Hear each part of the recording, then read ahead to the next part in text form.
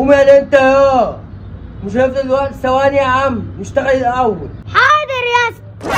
راجل معفن. بقول لك ايه يا دي انت يا خلي بالك من الفطار، اروح اعمل حمام واجي. طب هو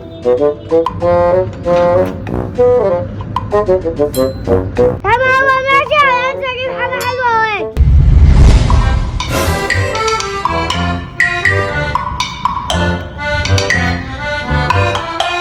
اوف، ماما عايزه افطار من تحت. ايه ده؟ في شقه مفتوحه هنا، اخش العب فيها. مفيش حد هنا. ايه ده؟ ايه ده؟ الشقه كلها مليانه تراب. الدنيا كلها تراب. ايه ده؟ الناس قاعده في زي ايه ده؟ ده في فطار. الله، ده لسه طازه. انا هطلع واقول لماما انا جبت لها فطار واضحك عليها في الفلوس.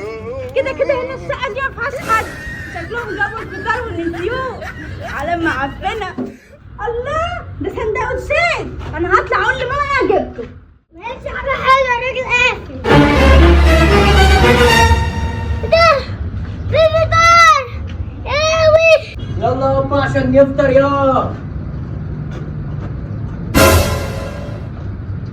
ايه ده انت اكلت لوحدك يا؟ والله يا اسطى اكلت لوحدي، طلعت ما لقيتش الفطار. تعالى. يا اسطى في ايه؟ يا فين الفطار؟ وربنا يا اسطى نزلت اجيب حاجه من تحت من السوبر ماركت ما لقيتش الفطار. مش انا قلت لك خليك قاعد، ادخل اعمل حمام، اعمل العب ميه واطلع نفطر. والله انا لقيت الفطار، طلعت ما لقيتوش. بتفطر لوحدك ليه؟ والله انا فطرت. يا فين الفطار يالا؟ يا فين الفطار؟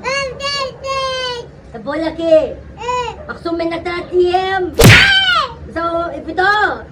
يا عم ده شغلك يا عم. معلش يا حبيبي، كل عيش بره ما تجيش تاني. ايه الاشكال دي؟ اجيب عيل صبي يشتغل معايا في ياكل الفطار.